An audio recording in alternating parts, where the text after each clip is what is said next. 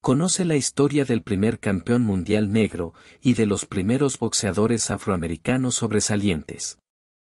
El viernes 27 de junio de 1890 el canadiense George Dixon se convirtió en el primer campeón de raza negra, derrotando al británico Nonk Wallace en pelea por la corona de peso gallo vacante disputada en Londres, Inglaterra.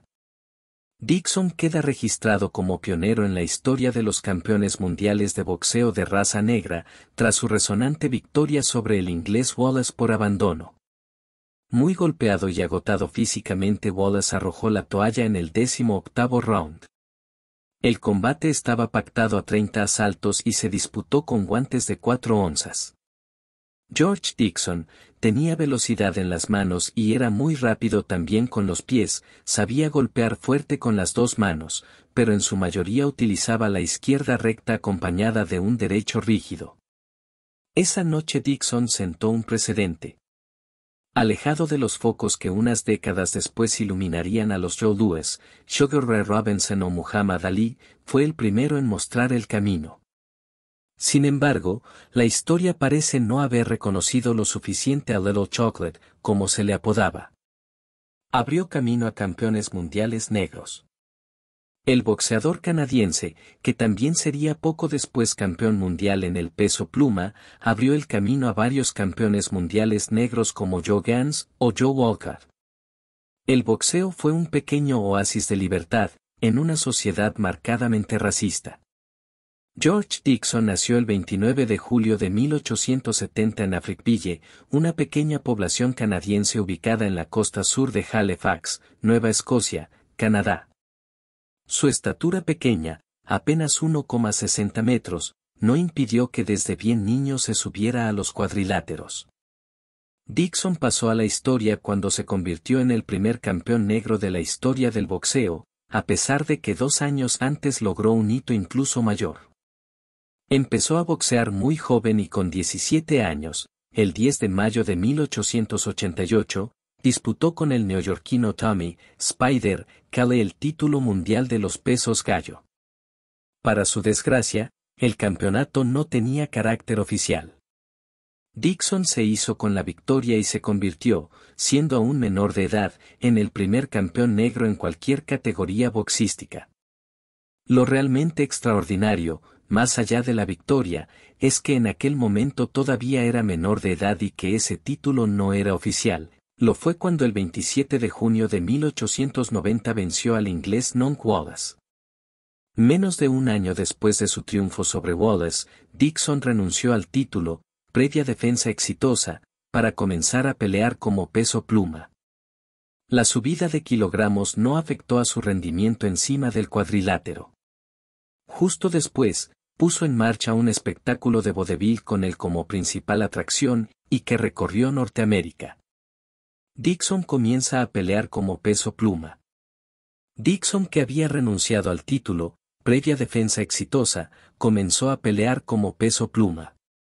En 1891 ganó su primer título en esta categoría tras derrotar a Carl McCarthy. 6 años reinó como campeón absoluto de los pesos plumas. Desde ese año y hasta 1897, nadie pudo arrebatarle el campeonato a Little Chocolate. En 1897 perdió el título de los pesos pluma ante el californiano Sully Smith y al año siguiente, cayó derrotado ante el inglés Van Jordan en Nueva York. Estaba previsto que a finales de 1898 disputara un combate de revancha ante Smith, pero este cayó derrotado ante Dave Sullivan, que se convirtió en el rival de nuestro protagonista de hoy. La falta de victorias no minó el espíritu del boxeador canadiense. El 11 de noviembre de 1898, el año en el que España perdió las colonias de Cuba y Puerto Rico, Dixon derrotó en Nueva York al damnificado Dave Sullivan y recuperó el título de campeón del mundo de los pesos pluma. Con el cambio de siglo, perdió el título. Unas fuentes dicen que fue en enero de 1900 ante Terry McGovern, otros que el octubre de 1901 ante Ebetel. De nuevo, dejó escapar el campeonato. Y ya nada volvió a ser como antes.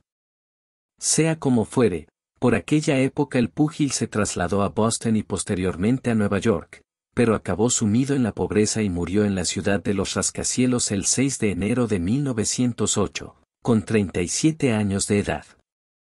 Estaba ahogado en la miseria. Se organizó un torneo benéfico de boxeo para pagar sus deudas hospitalarias. Su última pelea fue el 10 de diciembre de 1906 ante Montenussbo, combate que perdió por decisión en 15 asaltos. Dixon murió, sin dinero, 3 años después de su retiro. Fue enterrado en el cementerio Mount Hope en Boston, Massachusetts. La huella de Joe Louis todavía seguía muy fresca en los pabellones estadounidenses. Cassius Clay aún no era Muhammad Ali, pero ya dejaba entrever en los campeonatos adolescentes que gozaba de un talento sobrehumano. Era la época de Sugar Ray Robinson. Antes de todos estos nombres legendarios, y de todos los que le siguieron, estuvo Little Chocolate.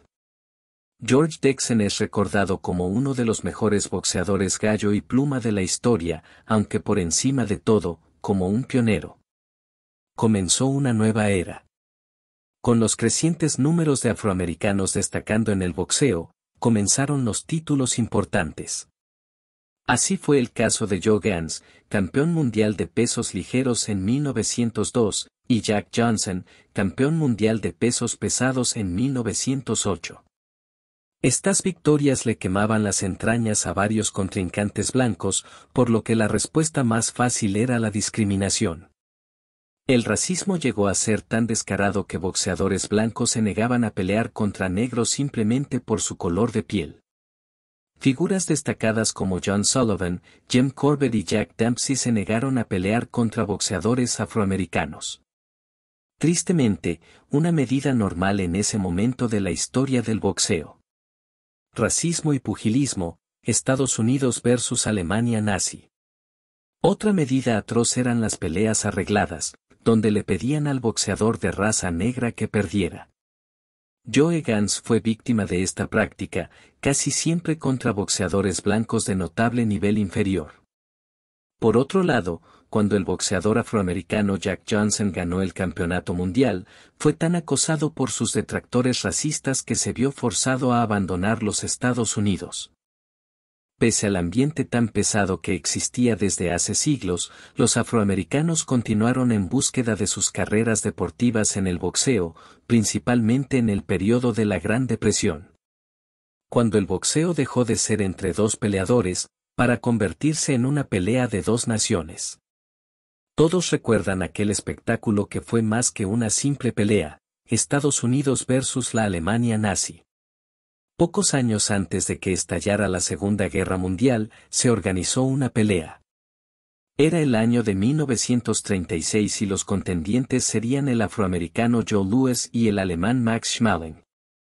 La prensa americana hizo mucho revuelo con el duelo entre un afroamericano y un blanco raza aria, e incluso los mandatarios de cada país pidieron hablar con sus respectivos boxeadores, Adolf Hitler y Roosevelt.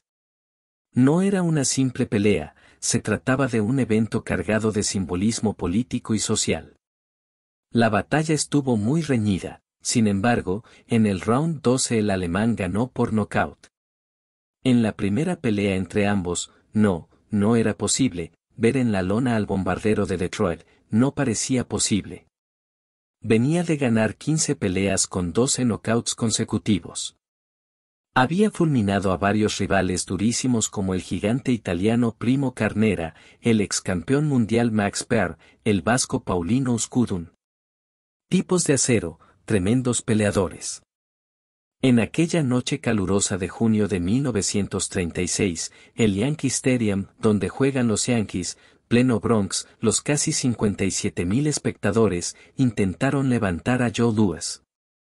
Fue imposible.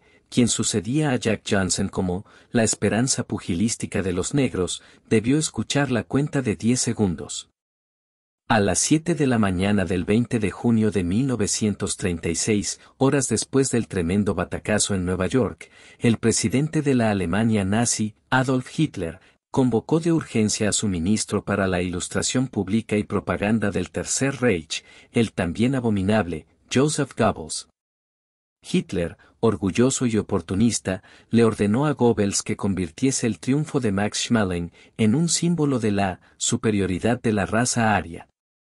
Debemos sacar provecho de Max, le ganó a un norteamericano, y negro, seremos campeones mundiales de todos los pesos. Y la llegada de Schmeling a Berlín mereció tributos militares a la manera del nazismo.